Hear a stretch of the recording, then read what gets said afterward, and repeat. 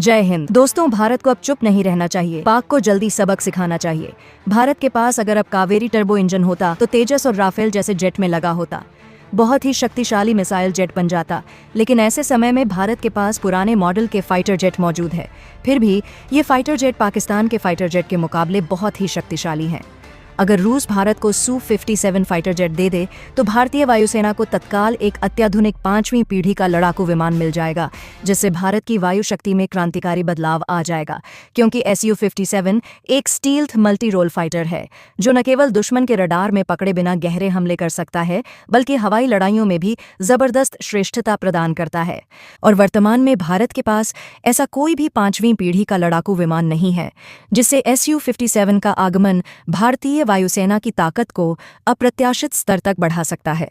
खासकर जब भारत के दो प्रमुख विरोधी चीन और पाकिस्तान भी अपनी वायु क्षमताओं में तेजी से वृद्धि कर रहे हैं। चीन के पास पहले से ही J-20 जैसा स्टील्थ फाइटर है, जबकि पाकिस्तान चीन से स्टील्थ तकनीक पर आधारित फाइटर जेट्स हासिल करने की कोशिश कर रहा है। ऐसे में Su-57 भारत को तकनीकी रूप से एक निर्णायक बढ़त दिला सकता है। साथ ही Su-57 की सुपर क्रूज क्षमता, उन्नत एवियोनिक्स, आंतरिक वेपन बे जिससे विमान का स्टील्थ बना रहता है, और उच्च गतिशीलता इसे किसी भी समकालीन फाइटर से बेहतर बनाती है। भारत के पास यदि Su-57 जैसे विमान आ जाएं तो वह न केवल एयर सुपीरियॉरिटी मिशनों में अग्रणी हो जाएगा, बल्कि सामरिक गहराई तक स्ट्राइक करने की भी अद्वितीय क्षमता हासिल कर लेगा। परंतु केवल विमान मिल जाना ही काफी नहीं होगा, क्योंकि Su-57 जैसे एडवांस्ड प्लेटफॉर्म के लिए भारत को अपनी logistics chain, maintenance infrastructure, pilot training और एवियोनिक्स सपोर्ट सिस्टम को भी उसी स्तर पर उन्नत करना होगा, वरना इतनी उन्नत तकनीक का पूरा लाभ नहीं उठाया जा सकेगा।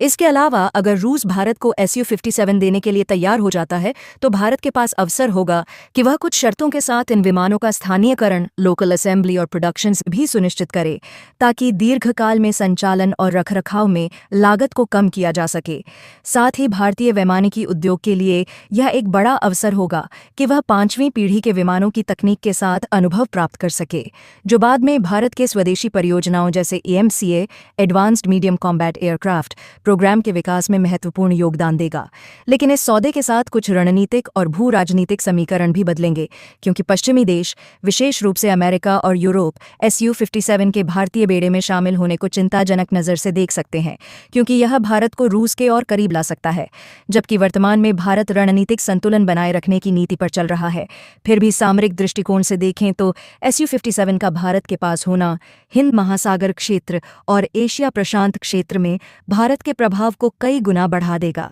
जिससे भारत अपने राष्ट्रीय हितों की रक्षा करने के साथ साथ क्षेत्रीय स्थिरता को बनाए रखने में भी एक निर्णायक शक्ति बन सकेगा। इसके अलावा Su-57 की तकनीक भारतीय DRDO और HAL को भी स्टील्थ तकनीक, अत्याधुनिक कंपोजिट मटेरियल्स और उन्नत हथियार प्रणालियों के विकास में प्रेरणा और सहयोग दे सकती है। वहीं आर्थिक दृष्टिकोण से Su-57 का अधिग्रहण महंगा जरूर होगा, लेकिन दीर्घकालिक सुरक्षा और तकनीकी श्रेष्ठता के फायदे इससे कहीं अधिक होंगे। साथ ही भारत यदि रूस के साथ संयुक्त उत्पादन या लाइसेंस निर्माण के तहत काम कर पाए तो वह इस लागत को भी नियंत्रित कर सकता है। अंततः यह कहा जा सकता है कि अगर रूस भारत को Su-57 सौंपता है तो भारतीय वायुसेना न केवल एशिया की सबसे शक्तिशाली वायुसेना बनने की दिशा में तेजी से अग्रसर होगी, बल्कि भविष्य में भी विश्व स्तर पर एक महत्वपूर्ण वायु शक्ति के रूप में उभरेगी, जो किसी भी प्रकार के रणनीतिक, सामरिक या तकनीकी खतरे का प्रभावी ढंग से सामना कर सकेगी। भारत और रूस के बीच सैन्य सहयोग का इतिहास दशकों पुराना है, और इस दीर्घकालीन साझेदारी का सबसे चमकदार उदाहरण भारतीय वायुसेना के बेड़े में रूस से प्राप्त सुखोई फाइटर जेट्स की उपस्थिति है, जिन्होंने भारतीय वायु शक्ति को एक नया आयाम प्रदान किया है।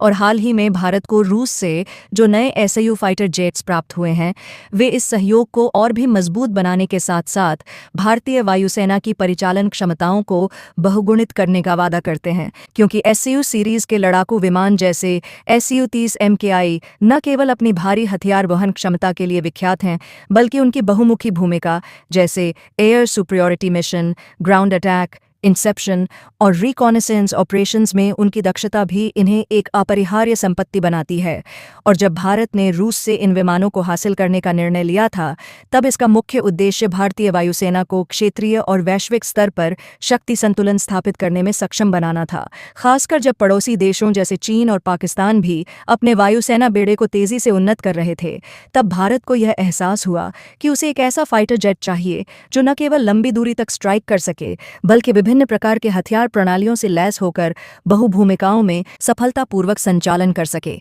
और Su-30 MKI ने इन आवश्यकताओं को पूरी तरह से पूरा किया, जिसके बाद भारत ने रूस के साथ एक बड़े अनुबंध के तहत न केवल इन विमानों का आयात किया, बल्कि हिंदुस्तान एरोनॉटिक्स लिमिटेड HAL के माध्यम से देश में ही इनका उत्पादन करने का मार्ग भी प्रशस्त किया, जिससे भारत ने तकनीकी हस्तांतरण TOT के जरिए अपनी घरेलू सैन्य औद्योगिक क्षमता को भी सुदृढ़ किया। और आज जब भारत को रूस से और नए SU फाइटर जेट्स मिल रहे हैं, तो यह न केवल भारतीय वायुसेना के पुराने विमानों की भरपाई करेगा, बल्कि भविष्य के संभावित युद्ध परिदृश्यों में भी भारत को बढ़त प्रदान करेगा, विशेष रूप से तब जब भारत को दोहरे मोर्चे पर एक ओर चीन और दूसरी ओर पाकिस्तान से संभावित खतरों का सामना करना पड़ सकता है। और इसीलिए भारतीय रणनीतिक समुदाय के भीतर इस सौदे को अत्यंत महत्वपूर्ण माना जा रहा है, क्योंकि Su-30 MKI का अपग्रेडेड संस्करण अत्याधुनिक रडार, सुपीरियर एवियोनिक्स, लंबी दूरी की मिसाइल प्रणाली और नेटवर्क सेंट्रिक वॉरफेयर क्षमताओं से लैस है, जो भारत को भविष्य के मल्टी डोमेन युद्ध क्षेत्र में बढ़त दिलाने में सहायक होगा।